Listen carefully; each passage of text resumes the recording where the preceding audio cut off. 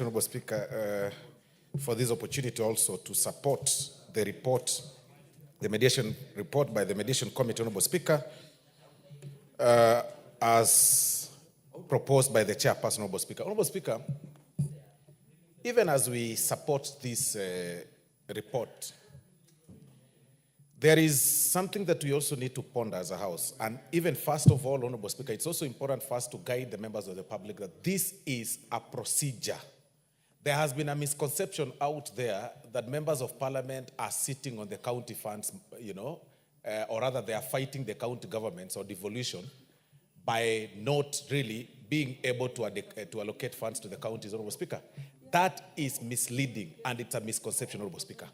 Because people should know that this is a report. I mean, this is a process where Article 113, Honorable Speaker, of the Constitution directs and guides us that where the bicameral parliament of the Senate and the National Assembly, Honorable Speaker, have divergent views in terms of allocation of these funds, then a mediation committee is formed to fit this purpose. So those people who've been moving around, Honorable Speaker, slandering and telling lies to the members of the public that the honorable members of parliament are fighting devolution are misleading the members of public. But even then, Honorable Speaker, we live in very interesting times.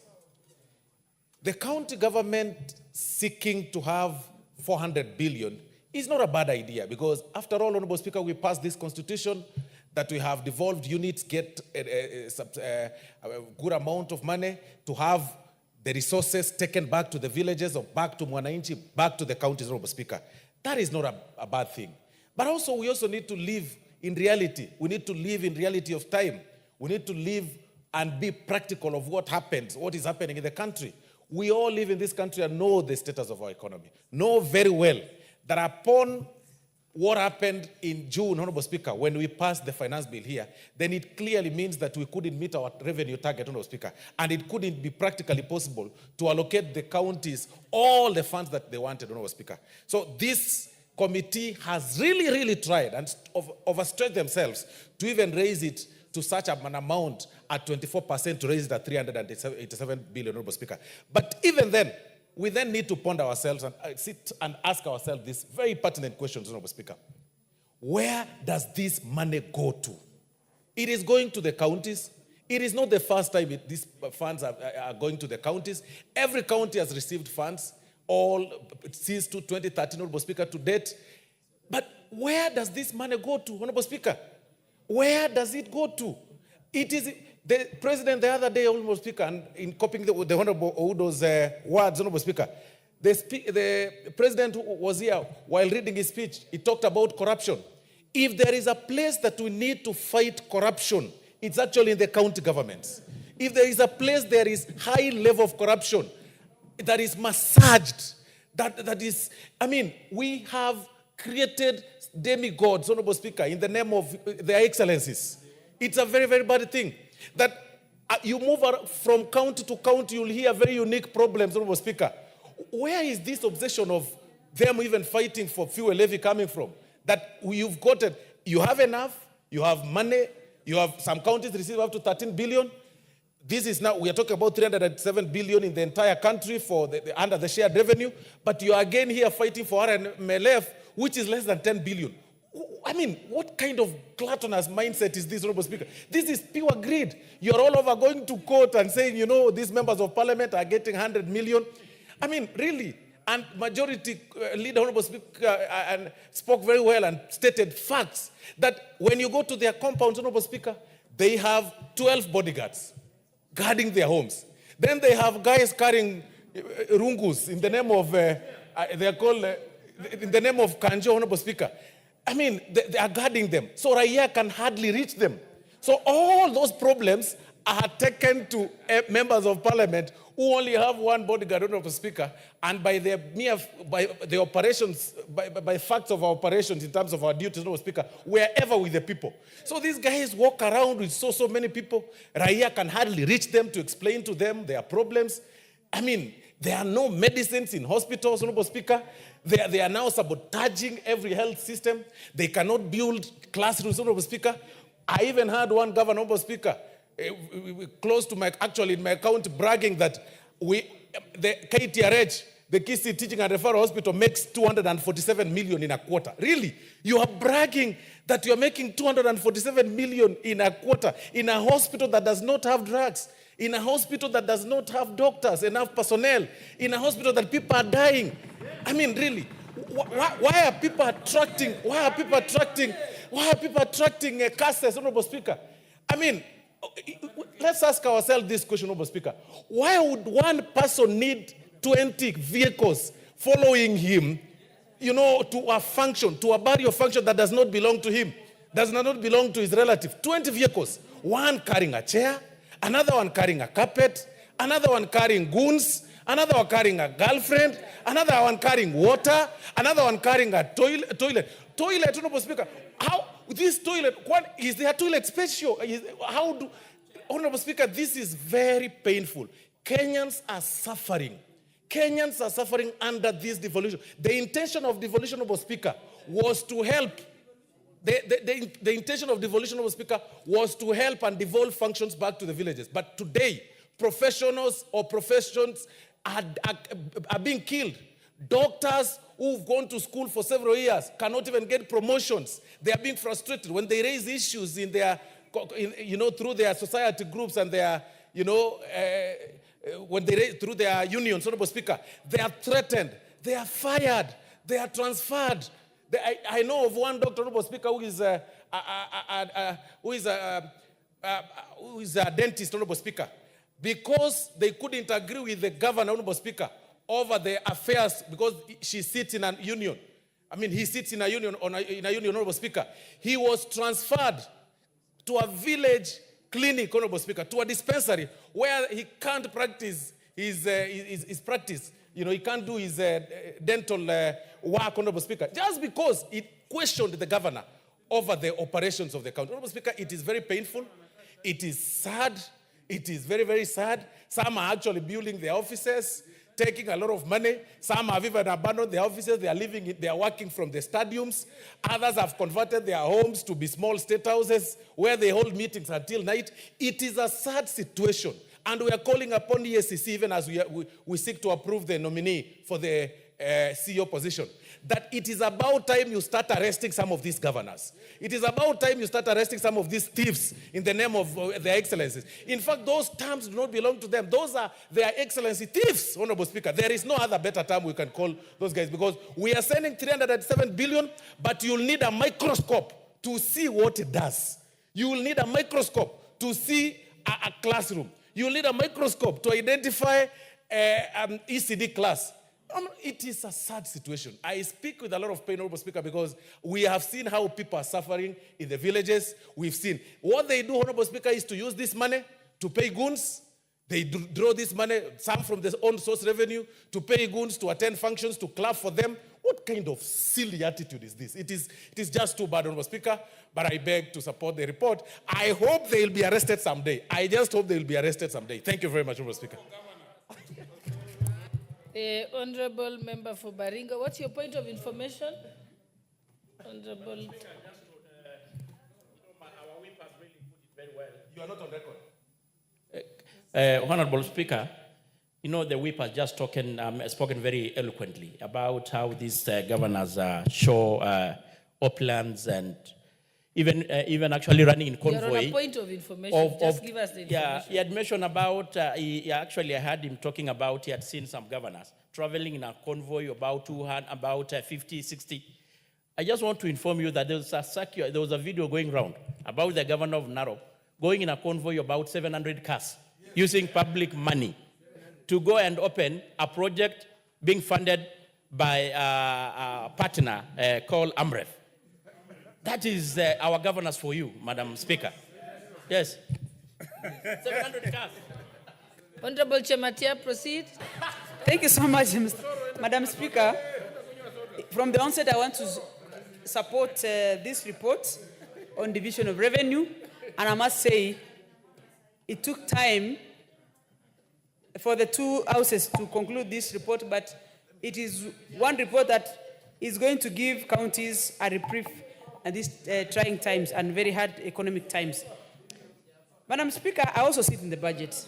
And I am aware that in June this year, we were not able to pass our finance bill as needed for us to do it. And that has shown a lot of deficit, specifically in management of revenues and money that goes to the counties.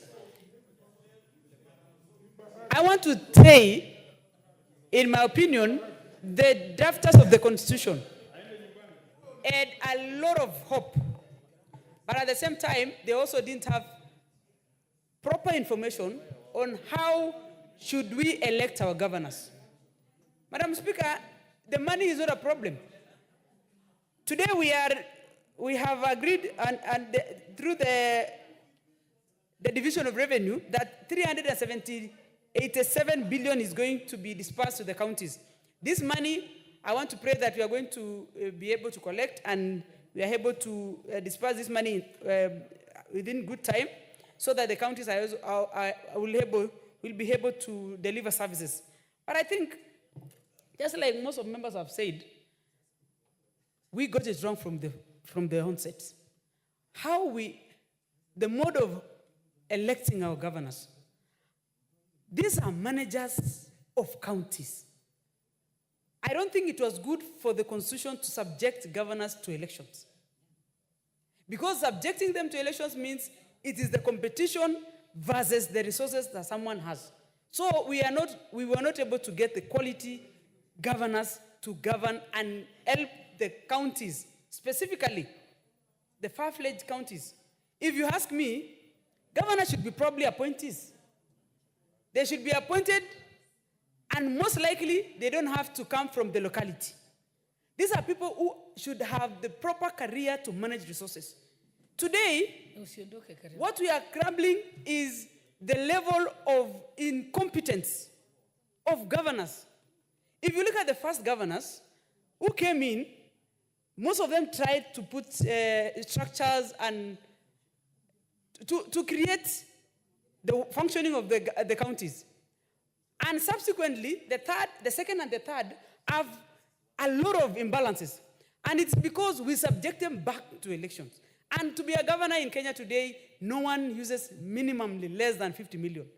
I want to ask, even if today we are crying here because we don't have money, and we are complaining about the services that the governors are not giving to the people, I want to say it is the way we introduce these counties. Also, the number of counties in this country is too many.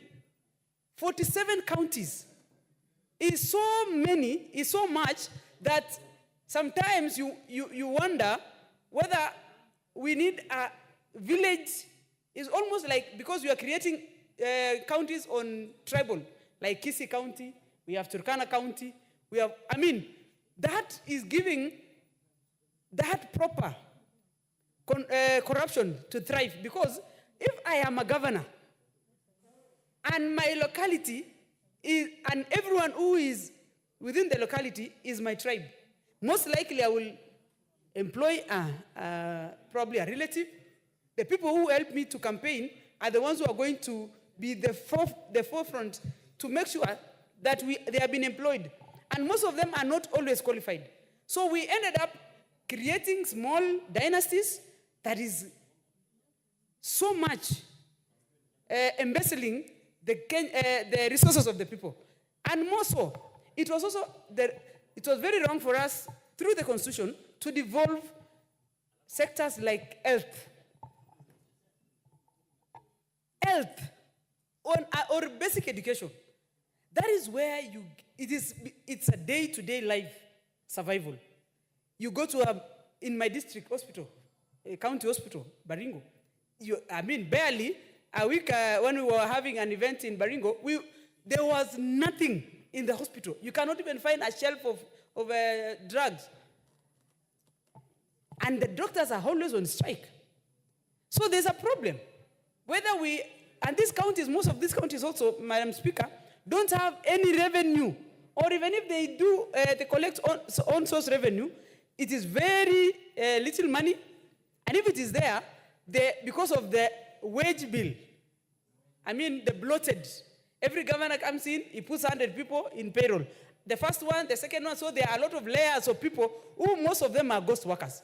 At the end of the day, we are just supervising. These people are supervising incompetence, corruption, and lack of services in the counties. I want to imagine, even if you are the best president in this country, as long as we still have these counties behaving this way, and the same way of how we are electing these governors, because once you are a governor today, and for you to come back, you use probably 3 times the amount you used before. So at the end of the day, I will be going in as a governor. The first thing I will do is to save for me to come back. And at the end of the day, we definitely impede with the services in the county. So, Madam Speaker, as I support all the disbursement of the money, I want to reiterate, the money is not a problem. It is the management of the resources that goes to the county. We also need counties to give us ways like investing in industrialization, ways to generate more income so that they are able to be sustainable and keep the services and provide proper services, specifically health and agriculture. It was also very unfortunate for us to develop agriculture and education, for instance. So in ECD, if you are very keen in Kenya today, for most of us who went to school a long time ago, there is a lot of a very distinct comparison of a child who is between class 1 and probably class 4 in the village. They are not able to read. So the literacy level is so high because the quality of education, the teachers that teaches these children are from the village. ECDs are taught probably, and they are not paid well. So that way, it actually impedes the quality that we give to our children. And this is the foundation of our nation. Otherwise, I want to say, as much as we devolve this money, we want to encourage that we need to retrospect and think on how we are going to manage the resources that goes to the counties. And also help governors to understand that the society is now devolved. And everything that happens in the county automatically reflects everywhere in the country. Thank you, Madam Speaker. The Honorable Caroli Omondi, member for Suba South. Thank you very much, Madam Speaker. I'm very thrilled by the passion I'm witnessing amongst members on this particular issue. But my observation is very simple. All the bad habits we see in the counties have actually been transplanted from the national government. I mean, I think we are doing an introspection of ourselves as a country. While I support devolution, and I'm happy to see that at least additional 7 billion is being disbursed to them, let's just take some examples so that you understand where I'm coming from. Recently, I'm aware of a county where the speaker was actually removed from office. They pretended he had lost confidence of the members of the county assembly. The reality is he did not have the necessary academic qualifications to hold the job of a speaker. And I'm sure in this House and in Parliamentary Service Commission, I think we have similar cases. So there's nothing new that the governors or the lower cadre of people are doing in the counties that we are not doing up here. Cronism. It is very common. You go to counties, people employ their relatives, their friends. It happens. In the national government, it happens here. Tribalism. The Constitution requires that every county, 30% should be non-residents of that area. How many of us have tried to hold our governors accountable to that? At least I'm happy to report my constituency manager is a man from Kisiland. Inflated cost of projects. We are buying information management software for our health sector at 104 billion, something that can be developed by university students. It's the same thing in the counties. There's no difference. Misprocurement. We are not following our procurement laws at the national level. So they are copying us. They are doing the same thing everybody's doing. Absence of accountability. I was once at a function and somebody very senior whispered to me that you see all these governors in front of us. If it was not for some intervention, they would all have been charged. And there were 6 governors. right in front of us. And I was in shock. It's the same. Absence of accountability.